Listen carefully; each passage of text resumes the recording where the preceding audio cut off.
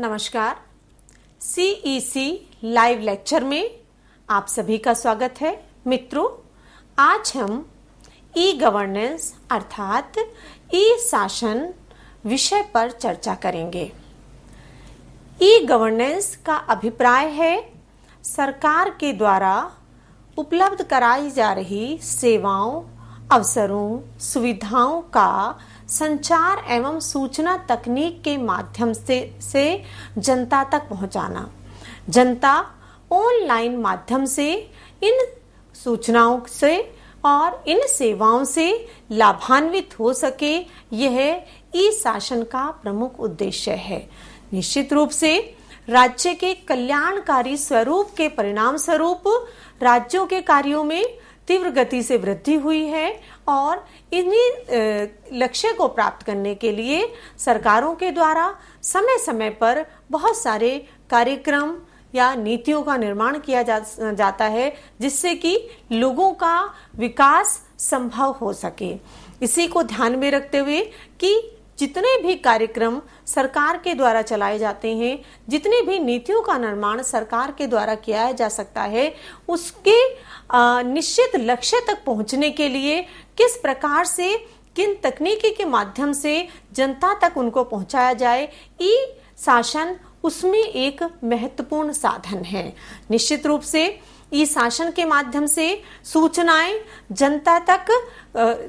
Online माध्यम से उन्हें उनके घर पर उपलब्ध हो जाती हैं, जो कि एक सशक्त माध्यम है। इसी के साथ साथ जो इसका प्रमुख उद्देश्य है वह है कि नागरिकों को बेहतर सुविधाएं उपलब्ध कराना, कि नागरिकों को जो भी सुविधाएं उपलब्ध कराई जाएंगी उनकी गुणवत्ता बेहतर होगी, जिससे कि कम समय में, कम खर्च में वह उन सुविधाओं का लाभ उठा सकें। इस शासन का अर्थ केवल सूचनाओं को पहुंचाना ही नहीं है या उनके द्वारा उनका केवल लाभ उठाना ही नहीं है, बल्कि यह एक ऐसी व्यवस्था है जो समाज, नागरिकों एवं सरकार के बीच में स्थापित करती है। यही संवाद मिलकर एक ऐसे बिंदु पर पहुंचता है कि जहां पर नागरिकों को अधिक से अधिक सुविधाओं का लाभ मिलता है। इसके माध्यम से नागरिक सरकारी कार्यों में सरकार के द्वारा जो भी नीतियों को लागू किया जाता है उसमें एक महत्वपूर्ण भाग के रूप में सहभागिता करते हैं। उन नीतियों के क्रियान्वयन में, उन नीतियों के लाभ उठाने में उनकी भूमिका बहुत ही कारगर होती है। ई शासन के माध्यम से नागरिकों के द्वारा जो सरकार को फीडबैक उपलब्ध कराया जाता है वह भी एक निश्चित प्रक्रिया का एक महत्वपूर्ण अंग है, क्योंकि सरकार के द्वारा जो भी नीति बनाई जाती है उसका क्षेत्र में क्या, उसको लागू करने में किन कठिनाइयों का सामना है, जनता की क्या आवश्यकताएं हैं, उनको ध्यानगत करते हुए क्या उनमें परिवर्तन किया जाए, इसमें फीडबैक के माध्यम से सरकार को ये जानकारी उपलब्ध कराई जाती है कि आने वाले समय में किस तरीके की नीतियों का निर्माण और किस प्रकार से नीतियों का क्रियान्वयन किया जाना चाहिए। तो ई शासन ने लोगों तक उन सुविधाओं का लाभ पहुंचाया है और निश्चित रूप से आज प्रत्येक देश में यहाँ नागरिक इन व्यवस्थाओं से लाभान्वित हो रहे हैं। जहां यह व्यवस्था पूर्व में केवल विकसित देशों तक ही सीमित थी, अब यह विकासशील देशों में भी अपने गति को प्राप्त कर रही है और लोगों के विकास को एक नई दिशा प्रदान कर रही है। ई गवर्नेंस, इसको कुछ प्रकारों में विभाजित किया जाता है। प्रकारों के आधार पर कि किस तरह की अंतःक्रिया सरकार और लोगों के मध्य पाई जाती है, उसके आधार पर इसके प्रकार किए गए हैं। जैसे कि पहला प्रकार कहा है गवर्नमेंट टू गवर्नमेंट, अर्थात सरकार और सरकार के मध्य संपर्क। सरकार के विभिन्न स्तरों पर, स्थानीय स्तर पर, राज्य स्तर पर केंद्रीय स्तर पर जो संपर्क स्थापित होता है वह और सरकार के विभिन्न अंगों के मध्य, विभिन्न विभागों के मध्य जो परस्पर संबंध पाया जाता है वह इस श्रेणी में आता है। दूसरा है गवर्नमेंट टू सिटीजन्स। गवर्नमेंट के द्वारा जो भी कार्यक्रम चलाए जाते हैं वो निश्चित रूप से नागरिकों के लिए होते हैं। तो सरकार के लिए जो अपने नागरिकों के साथ परस्पर संपर्क बना रहता है इन नीतियों के माध्यम से, वह इस श्रेणी में आता है। तीसरे प्रकार का ई गवर्नेंस का जो फॉर्म है वह होता है गवर्नमेंट टू बिजनेस। हम सभी जानते हैं व्यापार एक समाज में महत्वपूर्ण स्थान रखता है, लेन देन की प्रक्रिया होती है। तो सरकार एवं व्यापार वर्ग के बीच में जो संपर्क होता है उसको इस श्रेणी में रखा जाता है। इसी के साथ साथ गवर्नमेंट टू एम्प्लॉयज, सरकार के द्वारा जो नीतियां का निर्माण किया जाता है उसके लिए विभिन्न क्षेत्रों में सरकारी संगठनों का, सरकारी कर्मचारियों का, अधिकारियों का नियुक्ति होती है और उन्हीं के माध्यम से सरकारी नीतियों को जमीनी स्तर तक पहुंचाया जाता है, उन्हें लागू किया जाता है। तो उन नीतियों के लागू करने के संदर्भ में जो सरकार और उसके कर्मचारियों के बीच में जो एक संपर्क बना रहता है, जो एक निरंतर उनके बीच में बातचीत रहती है, वार्तालाप रहता है, उसको इस श्रेणी के अंतर्गत रखा जाता है। और इसका जो एक और महत्वपूर्ण प्रकार है वह है सिटीजन्स टू सिटीजन्स। नागरिकों एवं नागरिकों के मध्य क्या संपर्क, किस प्रकार का संपर्क है, क्योंकि किसी भी कार्यक्रम को सफल बनाने के लिए नागरिकों के मध्य भी अंतःक्रिया का पाया जाना आवश्यक है। ये सभी समाजों में देखा जाता है कि समाज के सभी वर्गों में जागरूकता का स्तर भिन्न भिन्न है। कहीं पर ये जागरूकता अधिक होती है, कहीं पर ये कम होती है। तो ये नागरिकों के मध्य एक अंतःक्रिया निरंतर चलती रहती है जिसमें कि लोग दूसरे से मिलकर बहुत सारी चीजों को सीखते हैं और जो वो स्वयं जानते हैं वो दूसरों के साथ शेयर करते हैं, उन्हें प्रमोट करते हैं, उन्हें बढ़ावा देते हैं। तो ये जो ई शासन के प्रकार हैं, ये ई शासन की प्रक्रिया को और संबल प्रदान करते हैं, उसको आगे बढ़ाते हैं और उसको मजबूती प्रदान करते हैं। क्योंकि सरकार के कार्य जो समय समय पर द्वारा जो भी चलाए जाते हैं, जो भी नीतियों का निर्माण किया जाता है, जिनको लागू किया जाता है, उसका अंतिम उद्देश्य जो रिसीवर होता है, जो नागरिक होता है, जो लाभार्थी होता है, वो उसका नागरिक होता है। तो उन सुविधाओं का किस प्रकार से समाज के निचले स्तर तक उसको पहुंचाया जाए, इसके लिए जो एक महत्वपूर्ण साधन के रूप में ई गवर्नेंस आज उभर कर सामने आ रहा है, वह निश्चित रूप से एक महत्वपूर्ण साधन है। और वर्तमान में अधिकांश देशों में इस व्यवस्था को अपनाया जा रहा है। इसी में जो इस व्यवस्था के प्रमुख लाभ हैं, इसके उपयोगिता है, उसमें जो प्रमुख हैं वह हैं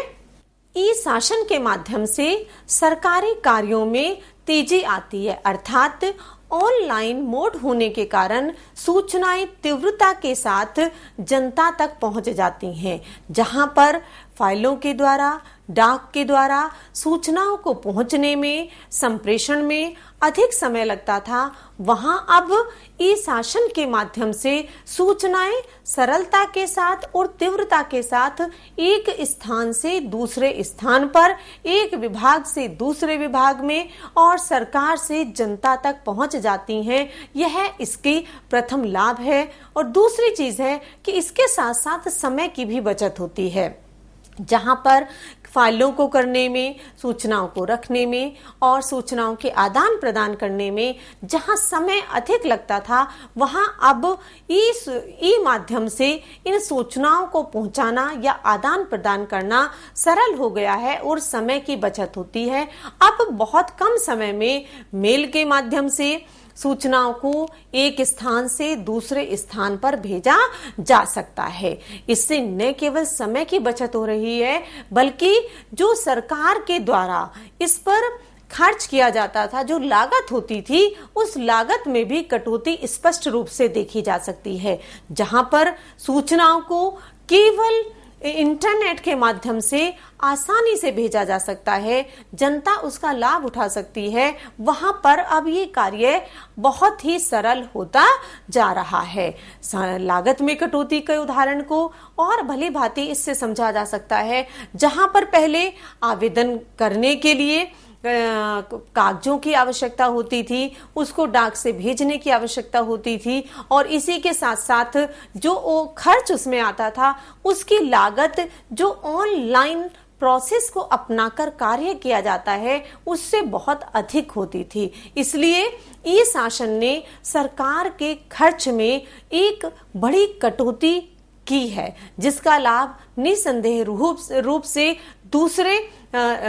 तरीकों से जनता को मिल रहा है। इसी के साथ साथ इससे सेवा की गुणवत्ता में भी सुधार आ रहा है। निश्चित रूप से ई शासन प्रक्रिया के माध्यम से जो सुविधाएं जनता तक पहुंचाई जा रही हैं, उनकी गुणवत्ता में सुधार है। जहां पर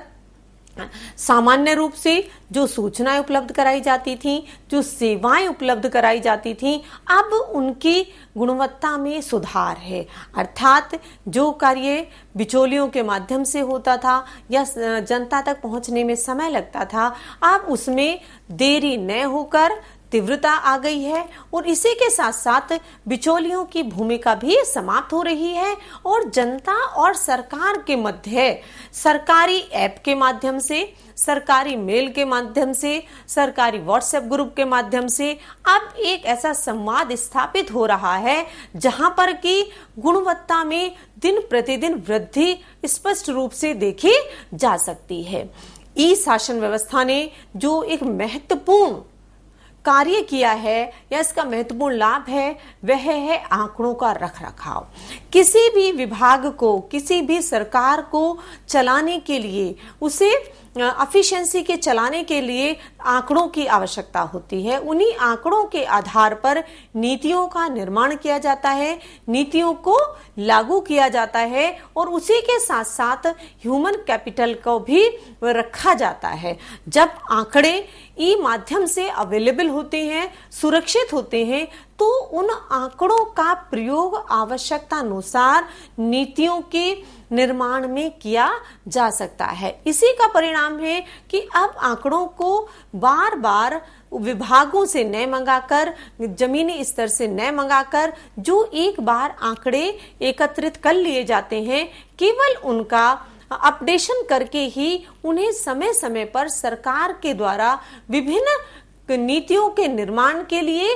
लागू किया जाता है और उनका प्रयोग किया जा सकता है, जिससे कि जो अपेक्षित नीतियां हैं उनसे अपेक्षित लाभ मिल सके या जनता लाभान्वित हो सके। इसी के साथ साथ ई प्रशासन के माध्यम से पारदर्शिता सुनिश्चित हो रही है। पारदर्शिता, अब सरकारी सूचनाएं, सरकारी जानकारियां सरकार ऑनलाइन माध्यम से जनता तक पहुंच रही हैं, और ये सूचनाएं अब जनता तक स्पष्ट रूप से उनकी पहुंच में हैं। पारदर्शिता ने न केवल सूचनाओं को सरलीकरण कर दिया है, जनता तक पहुंचा दिया है, उन्हें स्पष्ट कर दिया है, बल्कि भ्रष्टाचार को भी बहुत कुछ सीमा तक ये व्यवस्था दूर कर रही है। अब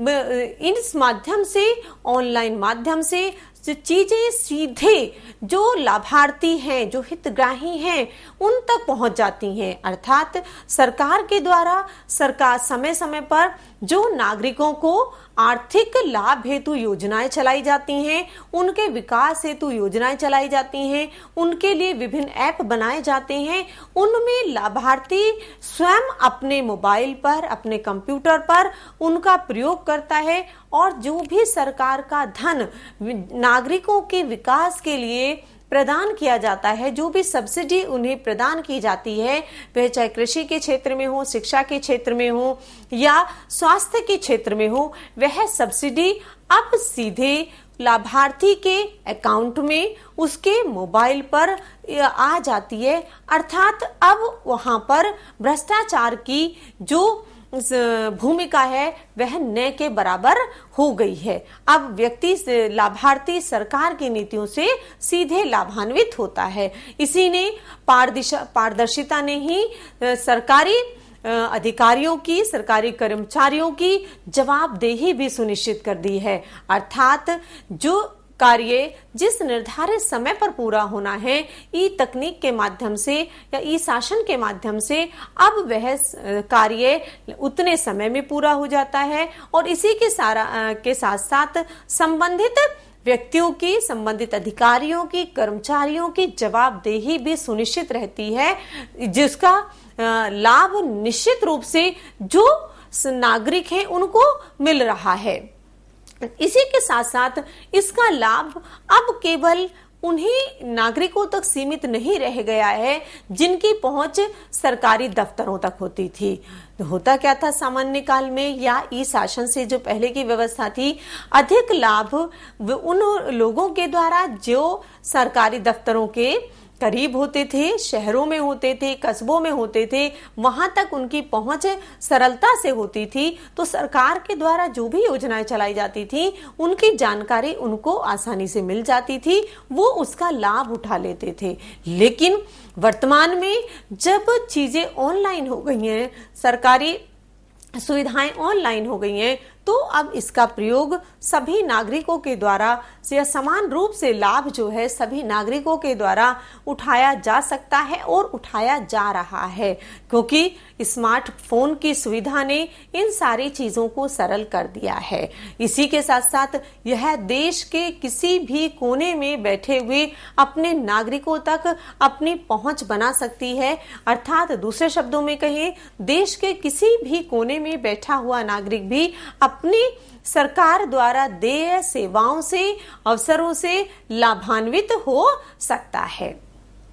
सरकारी कार्यक्रमों के निगरानी के लिए, उनकी प्रॉपर मॉनिटरिंग के लिए सरकारी अधिकारियों का, कर्मचारियों का दौरा एक नियमित दिनचर्या होती है। उसका जो उद्देश्य है वह है सरकार के द्वारा जो भी नीतियां बनाई जा रही हैं उन नीतियों का निचले स्तर पर अधिकारियों से मिलकर, जनता से मिलकर उन समस्याओं को जानना, जो समस्याएं उस क्षेत्र विशेष में आ रही हैं उस पर कार्य किया जाता है। परंतु आज ई शासन के माध्यम से अधिकारियों के द्वारा अपने अपने क्षेत्रों में वीडियो कॉन्फ्रेंसिंग के माध्यम से, मोबाइल कॉल के माध्यम से, एप्स के माध्यम से, एसएमएस के माध्यम से वह अब अपने अधीनस्थ अधिकारियों, कर्मचारियों से संपर्क में रहते हैं। इसी के साथ साथ वो समय समय पर उस क्षेत्र के नागरिकों से भी संपर्क बनाए रखते हैं, जो इसका प्रमुख लाभ अधिकारियों एवं जनता के मध्य संपर्क को स्थापित करता है। लोक कल्याणकारी राज्य की अवधारणा के साथ साथ राज्य के कार्यों में तीव्र वृद्धि हुई है और उसी के साथ साथ सरकार के द्वारा उस लक्ष्य को प्राप्त करने के लिए समय समय पर विकास परक एवं सामाजिक कल्याण से संबंधित योजनाओं का निर्माण किया जाता है। इन्हीं योजनाओं को इस जनता तक पहुंचाने के लिए सरकार के द्वारा ई शासन के माध्यम से उन योजनाओं को जनता तक पहुंचाना सरल हो गया है और इसी का परिणाम स्पष्ट रूप से देखा जा सकता है कि अब इन विकास परक योजनाओं का, नीतियों का लाभ जनता तक अधिक पहुंच रहा है। अर्थात लाभान्वित होने वाले नागरिकों की संख्या अधिक है। इसका एक कारण जहां जागरूकता है वहीं इनका माध्यम संचार एवं सूचना तकनीक के माध्यम से जो ऐप सरकार के द्वारा लोगों को उपलब्ध कराए जा रहे हैं उनके माध्यम से अपेक्षित रिजल्ट, परिणाम जो है वो सरकार को और जनता को मिल रहे हैं। निश्चित रूप से ई शासन के माध्यम से लोकतांत्रिक व्यवस्थाओं में, विकास की गति में, लोगों को सरकारी सुविधाओं को पहुंचाने में, अवसरों की समानता को स्थापित करने में एक नए मुकाम तक पहुंचाया है। और निश्चित रूप से आज समस्त देशों में नागरिक सरकारी तंत्र में ई माध्यम से जो सूचनाएं उपलब्ध कराई जा रही हैं उनसे लाभान्वित हो रहे हैं और उसका प्रयोग दिन पर दिन अब बढ़ता जा रहा है। परंतु दूसरी तरफ ई शासन को के मार्ग में कुछ ऐसी बाधाएं हैं जो निश्चित रूप से इसकी गति को अवरुद्ध करती हैं या हम कहें दूसरे शब्दों में कि जिन लक्ष्यों को लेकर ये शासन को अपनाया जाता है उन लक्ष्यों को तक पहुंचने में या प्राप्त करने में वह उससे कहीं दूर रह जाती है। जो सबसे बड़ी बाधा इस दिशा में आती है वह है तकनीक की बाधा, क्योंकि ई शासन की को प्राप्त करने के लिए एक ऐसी तकनीक की आवश्यकता होती है जो उसके आधार पर ही नागरिक सरकारी सेवाओं तक अपनी पहुंच बना सकते हैं। उसके लिए एक स्मार्टफोन होने आवश्यक है और उसके साथ साथ इंटरनेट की उपलब्धता भी आवश्यक है। ठीक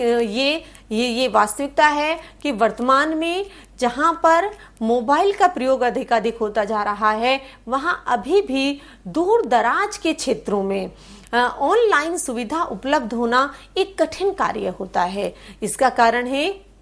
तकनीकी रूप से अभी भी दूर दराज के क्षेत्रों में उतनी स्पीड या लोगों की उतनी क्षमता, आर्थिक क्षमता का अभाव है कि वो उतना डाटा का यूज सरकारी कार्यों के लिए, वो अपने लाभ के लिए वो कर सके। उनकी क्षमताएं सीमित होती हैं, आर्थिक संसाधन सीमित होते हैं। इसलिए इसकी कमी का आभास जब सरकारी नीतियों को लागू करने का या उनको जनता तक पहुंचाने का होता है तो तकनीकी संरचना एक उसमें प्रमुख बाधा के रूप में काम करती है। इसी के साथ साथ है कि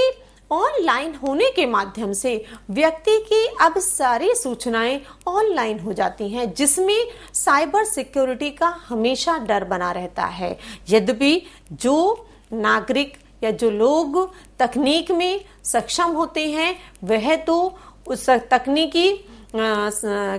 तकनीक के माध्यम से अपनी साइबर सिक्योरिटी का इसके लिए स्टेप्स उठा लेते हैं, लेकिन वह जनता जो अभी तकनीकी रूप से उतनी सक्षम नहीं है या उतनी एक्सपर्ट नहीं है तो उसकी जो पर्सनल सूचनाएं होती हैं उनका सार्वजनिक होने का भय हमेशा बना रहता है। तो यह जो एक डर है सूचनाओं को लेकर वह निश्चित रूप से इसमें एक बाधा उत्पन्न करता है, क्योंकि कभी कभी ये महसूस किया जाता है कि जो लोग हैं जिन्हें जानकारी नहीं होती है वह अपनी निजी सूचनाओं को ऑनलाइन करने से बचते हैं या उनमें एक भय की भावना पाई जाती है कि उनकी जो व्यक्तिगत सूचनाएं हैं या जानकारियां हैं वह जब अन्य लोगों के साथ में साझा हो जाएंगी तो उनकी जो निजता है वो भंग हो जाएगी। तो इसका डर हमेशा बना रहता है। इसी के साथ साथ संरचनात्मक कठिनाई का भी अनुभव किया जाता है,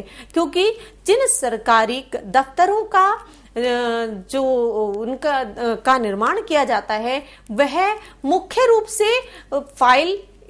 फाइल भेजने के लिए, सूचना के आदान प्रदान करने के लिए, कार्य करने के लिए किया गया था। लेकिन जैसे जैसे सूचना तकनीक ने, संचार तकनीक ने हमारे कार्यालयों में प्रवेश किया है और यह सूचनाएं हमारी ऑनलाइन होती जा रही हैं, उन्होंने उस प्रक्रिया को बदल दिया है। ये ट्रांसफॉर्मिंग स्टेज जो है इसमें कर्मचारियों एवं अधिकारियों को भी इस व्यवस्था को आत्मसात करने में और उसे व्यवहारिक रूप में लागू करने में भी कठिनाई का अनुभव होता है।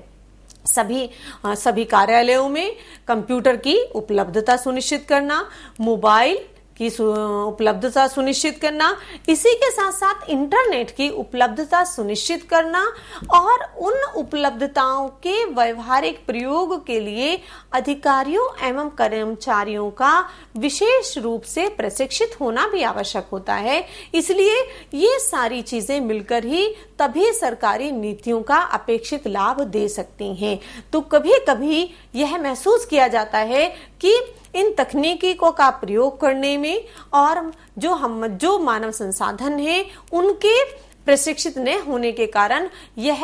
ई शासन के लक्ष्य को प्राप्त करने में कठिनाई का अनुभव किया जाता है। जो सरकार के द्वारा समय समय पर प्रोजेक्ट्स चलाए जाते हैं, उन प्रोजेक्ट्स में उसके नेतृत्व को लेकर जो कि सक्षम होना चाहिए प्रोजेक्ट को चलाने के लिए, लोगों को मोटिवेट करने के लिए, ऑनलाइन प्रक्रिया को अपनाने के लिए, अपनाने के साथ साथ जिन लोगों तक उस प्रक्रिया को लाभ पहुंचाना है उनको जोड़ने के लिए, उसके लिए जरूरी है एक ऐसे नेतृत्व की जो कि इस कार्य करने में दक्ष हो। पर यह भी महसूस किया जाता है कि उस नेतृत्व की दक्षता के अभाव में, प्रशिक्षित न होने के कारण यह जो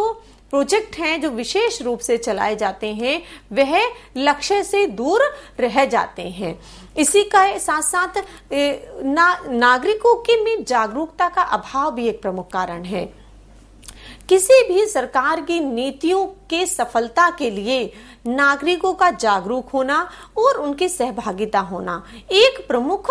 कारक होता है। कोई भी नीति कितनी भी अच्छी हो वह अपने लक्ष्य तक नहीं पहुंच सकती अगर नागरिकों की उसमें सहभागिता न हो लागू कराने में, अपने क्षेत्रों में सफल बनाने में। इसी दृष्टिकोण से ई शासन व्यवस्था को लागू करने के लिए भी नागरिकों की जागरूकता एक महत्वपूर्ण कदम है। नागरिक स्वयं से जागरूक होंगे तो वो निश्चित रूप से सरकार के द्वारा जो भी नीतियां बनाई जाएंगी उनको न केवल वो स्वयं उनका प्रयोग करेंगे बल्कि उसके साथ साथ वे अपने अपने क्षेत्रों में भी दूसरे लोगों को जागरूक करते हुए उन सरकारी योजनाओं का, सरकारी अफसरों से लाभ उठाने का प्रयास अवश्य करेंगे। यह एक महत्वपूर्ण बाधा इस क्षेत्र में आती है। इसी के साथ साथ इसमें जो सरकारी कार्यालय हैं उनको दक्ष करना, उनको इस रूप से विकसित करना कि वहां पर जो संसाधन है वो उनके सुनिश्चितीकरण किया जा सके, तकनीक के माध्यम से वह निचले स्तर तक जुड़ सके, लोगों को जोड़ सके, ये इसका प्रमुख उद्देश्य होना चाहिए। इसी के साथ साथ नागरिकों की जो तकनीकी अशिक्षा है या उनमें तकनीकी शिक्षा की कमी है वह भी एक प्रमुख बाधा है। हम शिक्षित होने की बात कर लेते हैं लेकिन शिक्षित होने के साथ साथ ई शासन के प्रयोग के लिए तकनीक में दक्षता का होना भी बहुत आवश्यक होता है और जब इसमें अभाव पाया जाता है तो वह उस लक्ष्य को प्राप्त नहीं कर पाती जो कि एक इसका प्रमुख उद्देश्य होता है। इसलिए नागरिकों के शिक्षित होने के साथ साथ उनका तकनीकी की रूप से सक्षम होना भी बहुत आवश्यक होता है जिससे कि ई शासन के मार्ग में आने वाली बाधाओं को दूर किया जा सके। अब इसका महत्वपूर्ण बिंदु है कि किस प्रकार से कौन से ऐसे उपाय किए जाएं जिससे कि इन बाधाओं को दूर किया जा सके। ई गवर्नेंस के लक्ष्य को प्राप्त करने के लिए तथा चुनौतियों का सामना करने के लिए आवश्यक है कि परंपरागत संस्थागत ढांचे में परिवर्तन किया जाए। यह परिवर्तन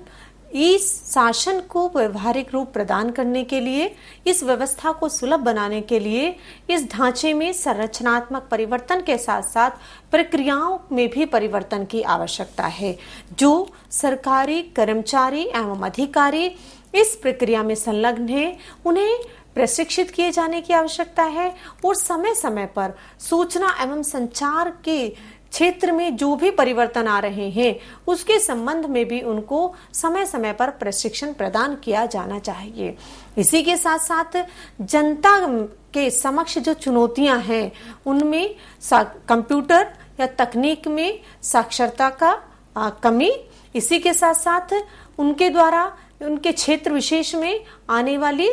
कठिनाइयों को दूर करके और लोगों में जागरूकता का प्रचार एवं प्रसार करके इन चुनौतियों को दूर किया जा सकता है। इन्हीं चुनौतियों के कारण जो ई शासन अपने लक्ष्य से दूर है उसको गैप को कम करके उन सुविधाओं का, सेवाओं का, अवसरों का लाभ प्रति एक नागरिक तक पहुंचाया जा सकता है और उनकी सहभागिता को सक्रिय बनाकर उन लाभों से उन्हें लाभान्वित किया जा सकता है। इसी के लिए ई शासन को व्यवहार में लाने के लिए या इसे और अधिक सफल बनाने के लिए जो जानकारी है, जो सरकारी ऐप हैं, वह उनकी उस भाषा में होने चाहिए जिनको कि वह सरलता से नागरिकों के द्वारा समझा जा सके और उसका लाभ उठाया जा सके। इसी के साथ साथ जो तकनीकी समस्या है कि लोगों में भय बना रहता है साइबर सिक्योरिटी के नाम पर, उनके निजता के हनन के लिए को लेकर सरकार के द्वारा ये प्रयास किए जाने चाहिए। लोगों में यह आश्वासन दिया जाना चाहिए, उनका विश्वास जीता जाना चाहिए कि उनके द्वारा जो भी सूचनाएं सरकारी वेबसाइट पर या सरकारी माध्यमों से प्राप्त की जाएंगी उनको सार्वजनिक नहीं किया जाएगा। इसके माध्यम से जनता में इस तकनीक को लेकर, सरकार के उद्देश्यों को लेकर विश्वास पैदा होगा और निश्चित रूप से वो अपनी सक्रियता सुनिश्चित करेंगे, क्योंकि हम सभी जानते हैं कि सरकार की किसी भी नीति को या कार्यक्रम को सफल बनाने के लिए यह आवश्यक है कि उसमें लोगों की सहभागिता सुनिश्चित होनी चाहिए। कि सरकार की नीतियां लोगों के विकास के लिए बनाई जाती हैं, उनके उत्थान के लिए बनाई जाती हैं, समाज में परिवर्तन के लिए बनाई जाती हैं। तो जिनके लिए उन नीतियों का निर्माण किया गया है उनकी सहभागिता सुनिश्चित होनी चाहिए और यह सहभागिता केवल रिसीवर के रूप में नहीं बल्कि सक्रिय नागरिक के रूप में होनी चाहिए, जिससे कि उस कार्यक्रम की सफलता को सुनिश्चित किया जा सके। ई गवर्नेंस के संदर्भ में भी नागरिकों में जागरूकता के साथ साथ उनकी सक्रियता का होना बहुत आवश्यक है, जिससे कि सरकार के द्वारा विभिन्न क्षेत्रों में जो भी योजनाएं, जो भी कार्यक्रम उनके विकास के लिए, उनके कल्याण के लिए बनाए जा रहे हैं, उनका वे लाभ उठा सकें। और निश्चित रूप से जब समाज के प्रत्येक वर्ग का विकास होगा तो देश का भी विकास होगा और यह ई शासन और निश्चित रूप से आगे आने वाले समय में नागरिकों के विकास के लिए एक महत्वपूर्ण टूल के रूप में या प्रशासन को जनता तक पहुंचाने के लिए और अधिक सक्षम साबित होगा। आप सभी का धन्यवाद।